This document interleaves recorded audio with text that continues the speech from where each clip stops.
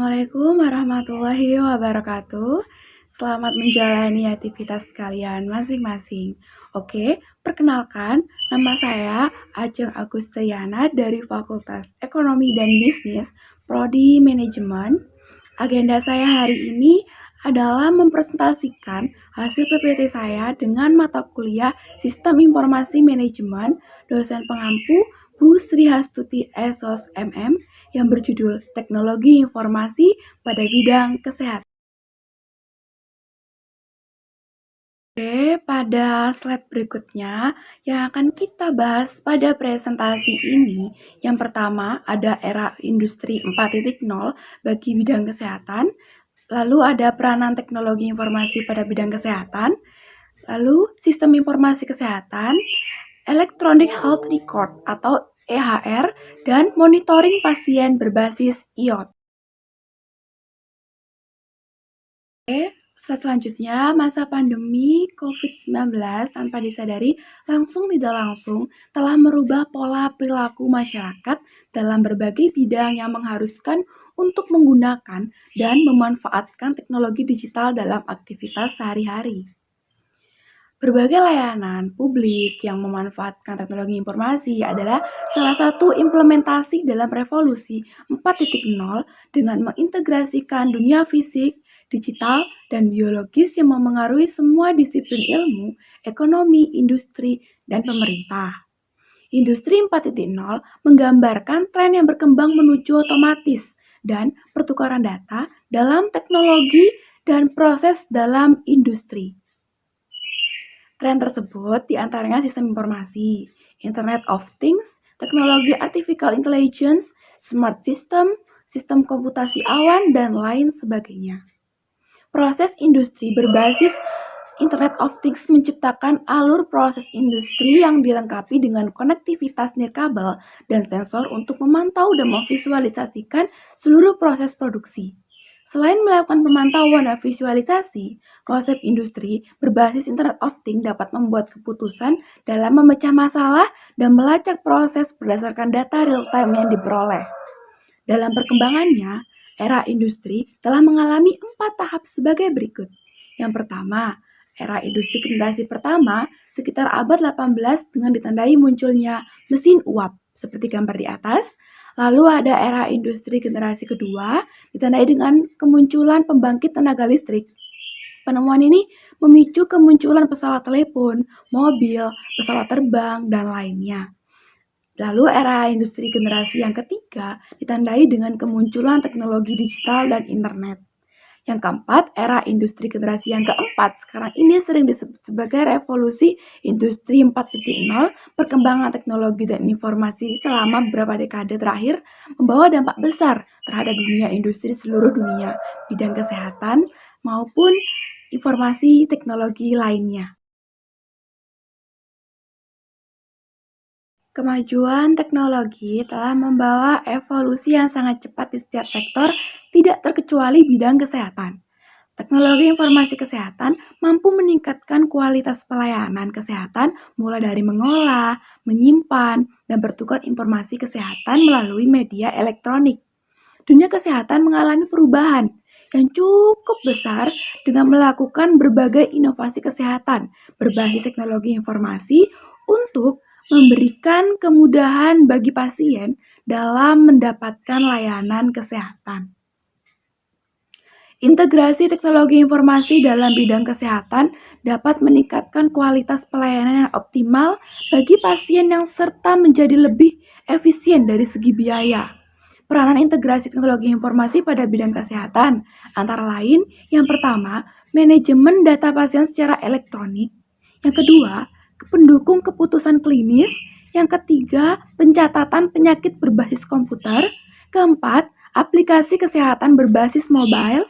Kelima, riwayat medis elektronik atau IMR dan IHR. Yang keenam, resep elektronik. Ketujuh, monitoring pasien dengan teknologi IoT. Teknologi informasi saat ini telah memberikan dampak yang positif pada bidang kesehatan untuk dapat memberikan pelayanan kesehatan yang berkualitas dan efisiensi kepada pasien.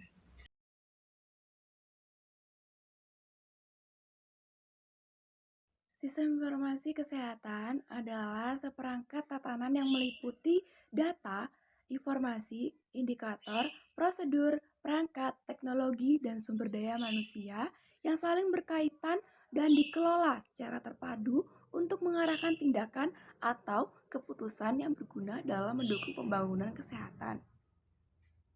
Dapat disimpulkan bahwa sistem informasi kesehatan merupakan sistem kesehatan yang berbasis teknologi informasi dalam hal berbagai informasi data kesehatan antar penyedia layanan kesehatan.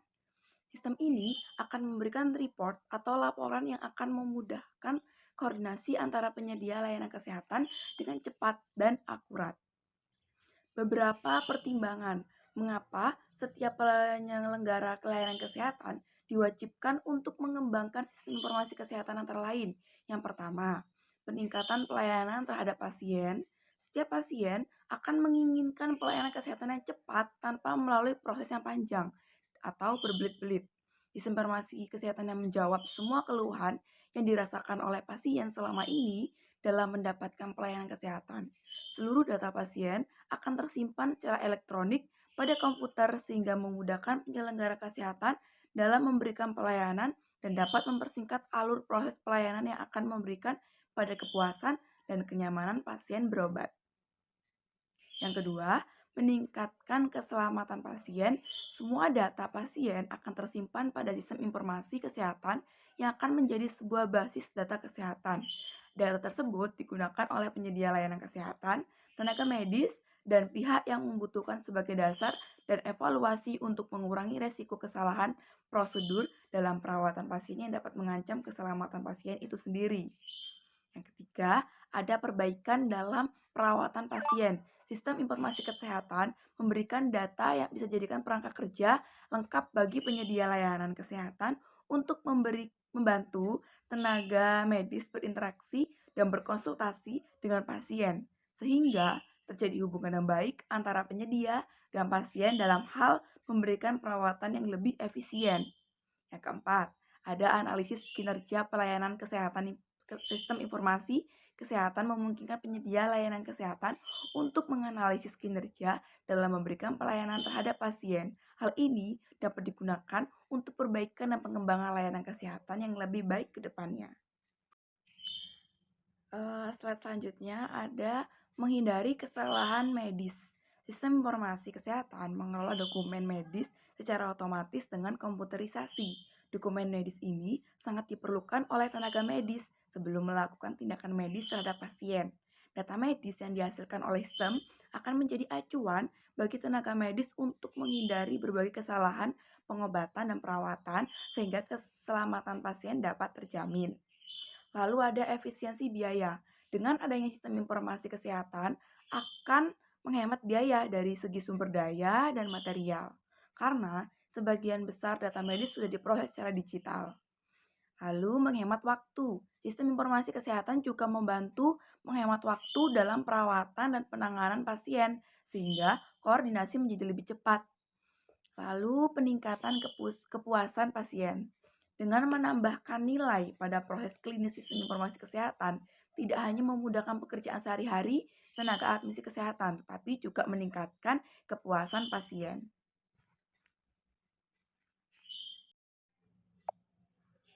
Nah, di sini ada beberapa contoh implementasi pengembangan sistem informasi pasien pada penyedia layanan kesehatan.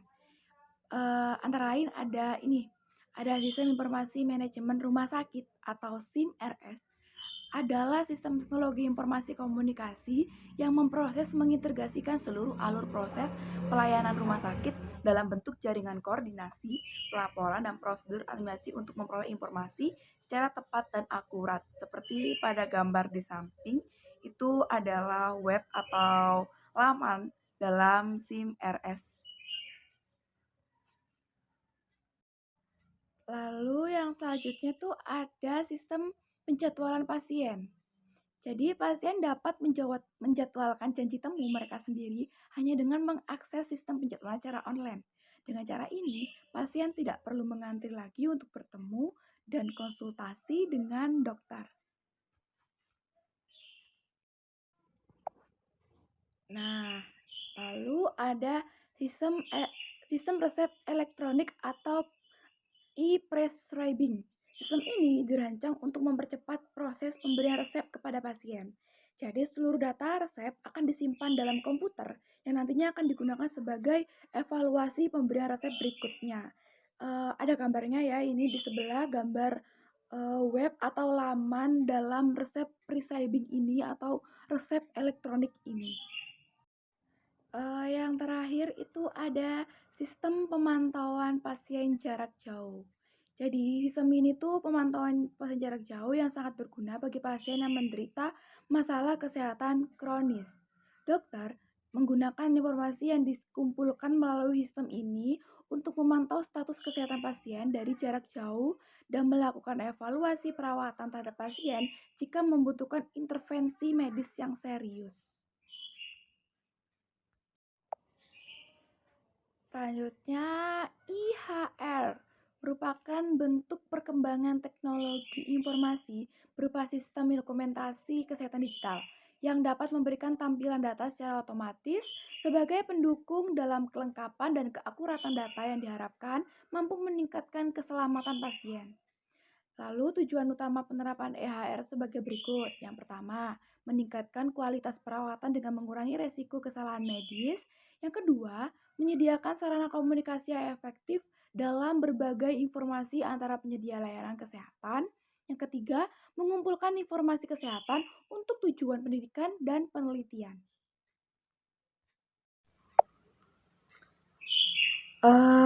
Istilah Internet of Things atau IoT mengacu pada jaringan kolektif perangkat yang terhubung dengan teknologi internet yang memfasilitasi komunikasi antara perangkat dengan perangkat lainnya melalui komputasi awan serta antar perangkat itu sendiri. Perangkat ini disematkan dengan konektivitas internet, sensor, dan perangkat keras lain yang memungkinkan terjadinya komunikasi dan kontrol melalui web sistem IoT. Bekerja mengumpulkan dan melakukan pertukaran data antar komponen perangkat secara real time. Sistem IoT memiliki 3 komponen utama sebagai berikut: perangkat pintar atau smart device. Perangkat ini telah dilengkapi dengan kemampuan komputasi yang bertugas mengumpulkan data dari lingkungannya dan mengkomunikasikan data melalui internet ke dan dari aplikasi IoT. Lalu ada aplikasi IoT, merupakan perangkat lunak yang mengintegrasikan data yang diterima dari berbagai perangkat IoT. Aplikasi ini menggunakan kecerdasan buatan atau artificial intelligence untuk mengolah, menganalisis data, serta membuat keputusan yang tepat.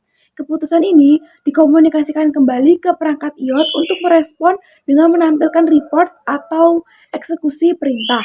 Yang ketiga ada antarmuka pengguna grafis. Antarmuka ini merupakan bagian aplikasi IoT yang digunakan untuk mengontrol perangkat lunak dan kinerja perangkat IoT sehingga memudahkan operator dalam melakukan monitoring dan mengoperasikan perangkat. Perangkat berkemampuan Internet of Things atau IoT saat juga telah dikembangkan pada sektor kesehatan. Sistem monitoring pasien di rumah sakit selama ini dilakukan secara konvensional dengan mendatangi pasien langsung. Kendalanya apabila jumlah tenaga dan fasilitas media terbatas dengan banyaknya jumlah pasien akan menyebabkan permasalahan dan dapat membahayakan keselamatan pasien yang membutuhkan prioritas penanganan.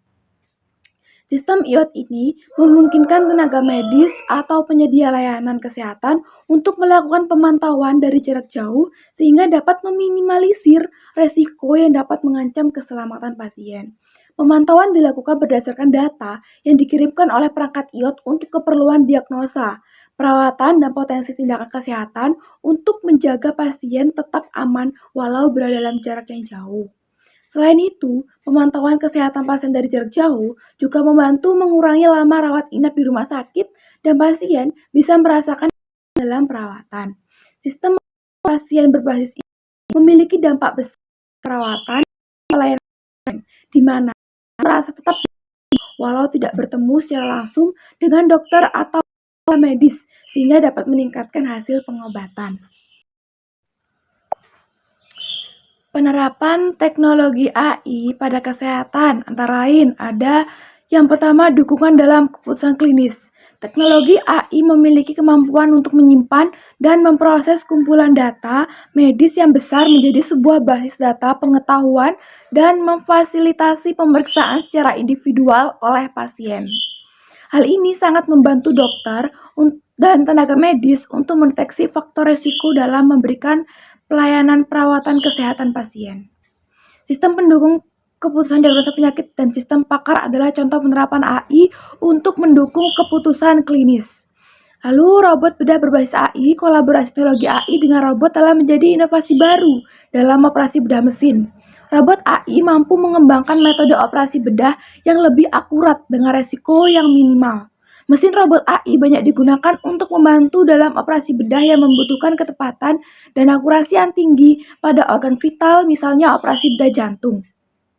Asisten perawat virtual. Teknologi AI dikembangkan sebagai asisten perawat secara virtual yang dapat melakukan berbagai tugas, mulai dari berbicara hingga mengarahkan pasien ke unit perawatan. Perawat virtual ini mampu bekerja 24 jam untuk menanggapi pertanyaan dan memberikan solusi kesehatan secara instan bagi pasien. Oke, cukup sekian presentasi dari saya. Semoga bermanfaat. Minta maaf apabila ada salah kata atau hal yang tidak berkenan. Terima kasih. Wassalamualaikum warahmatullahi wabarakatuh. Semoga bermanfaat.